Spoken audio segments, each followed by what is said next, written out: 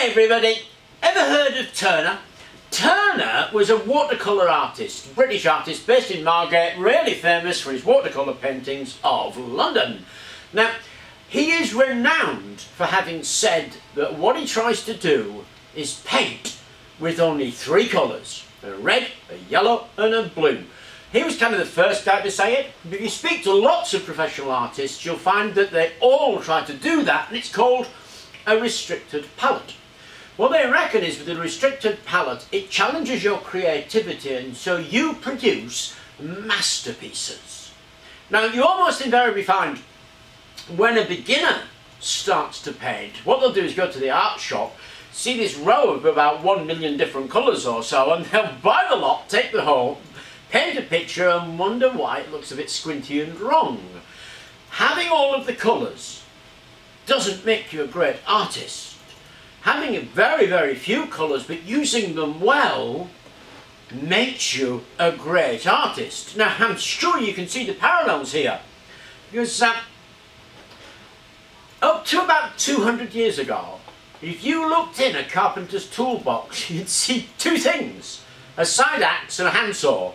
The side axe is just flat on one side, beveled on the other, and the carpenter would use that as a plane, he would use it as an axe, he would use it for making mortars and chisels, all kinds of things. So they were the essential tools, and of course with those tools, a carpenter could produce, well, Chippendales, really, the most amazing furniture. Now, I think it's only really recently that we sort of thought, in order to do a job well, you have to have the contents of a tool shop. To my mind, it's about using a tool well to do your job, but rather than having a million tools that you don't use at all. But somewhere, and I think it's sort of 100 years or so, we've started to focus on the tools themselves instead of the jobs we want to do. And it's divided people into those people who want to make a cabinet and those people who want to have all the beautiful tools so they could make a cabinet but never actually make a cabinet. And you find a lot of people like that. They'll acquire these marvellous tools and have wonderful workshops.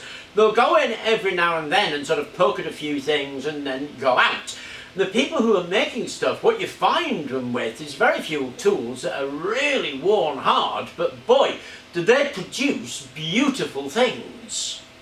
Now, I don't want to be insulting to people, because I know when you say something like that, there's going to be somebody somewhere at some time who says, well, I have my wood rat jiggle maker and I couldn't possibly live without it. And that's quite possibly true. If you have a wood rat jiggle to make, you need a wood rat jiggle maker, and really you want one. But I don't think we make a lot of those kind of things. I think that they're so rarely made that this thing just sits unused.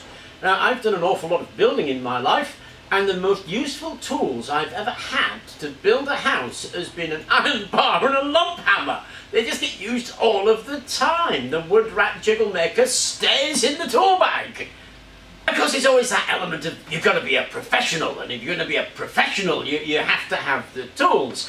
And I know lots of people like that. I mean, the Tuit is quite a hard thing to get hold of. Square ones, loads of them, but I know lots of people who never finish a job because they just can't find a round one. They just can't get around to it, and so they never do the job.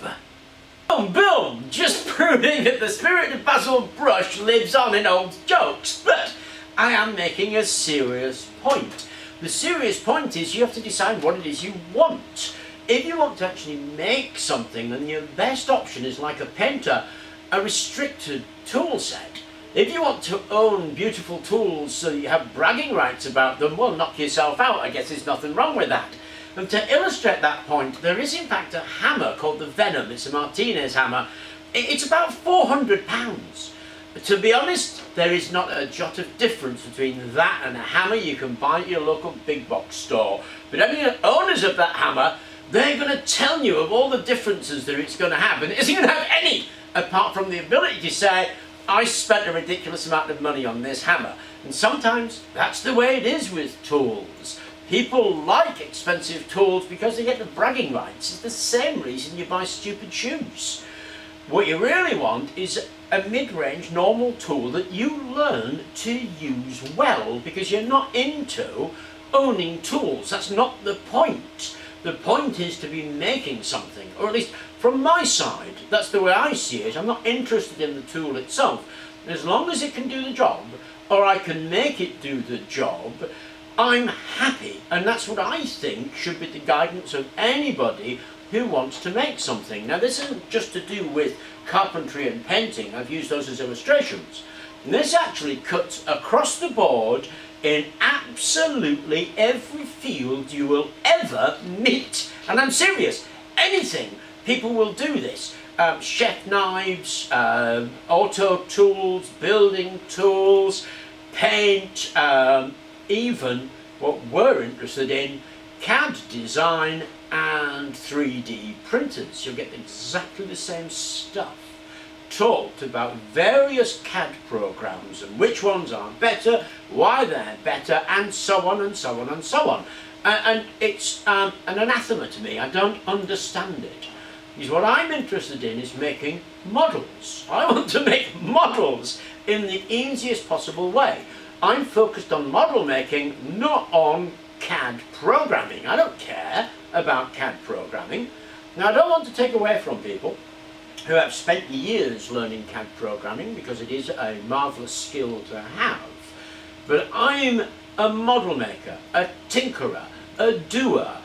That's what I'm interested in. I do not want to be learning a program. I want a tool that will do the job I want it to do with the sufficient quality of what I want. And for me, something done like Tinkercad works beautifully. Yes, I have to fiddle with it a little bit. As you learn it, you learn those things that you can do to create a whole range of things. What I like about Tinkercad, it was so easy to pick up and get running with it and be able to do stuff with it. Other more in-depth CAD programs, I'm sure that they're like the Venom Hammer. I'm sure that they have their pros as well.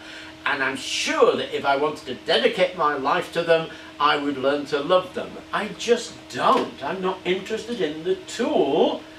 I'm interested in the making. So that's it really. That's all I wanted to say. Don't get too tied up with buying every colour in the shop, because it's not going to make you a great artist. It's doing that makes you a great artist. It's practice. It's building your models and thinking it through, and that's what's important. If you get hold of that, then the tools that you've got, actually you can do the most amazing things with some of the simplest and the least number of tools. Now, I obviously focus on things like Tinkercad because it's free, and that's an important issue, but it's not the tools, it's about the doing. If you get up and do, you'll find that you learn, you acquire tools as you go along, you find what your favourites are, you spend your time worrying about the tools, you actually end up doing not very much. Anyway, I can quite honestly say, and perhaps unsatisfyingly say for some people, that the best tool that you can ever have is the ability to get up and do. Once you start doing, everything else follows. If you spend your time worrying about which is the best tool, where are you going to do it, where do your ideas come from, all that sort of stuff, actually you'll never do anything. But if you get up and start to do, all of that stuff that you need mysteriously appears. As you work your way through it, you will just acquire the other things that you need almost naturally. The real thing you need to do is do. And that ability is perhaps the best tool you'll ever have. Anyway, I hope it wasn't too disappointing for you. Thank you very much for watching, and please do remember to like and subscribe.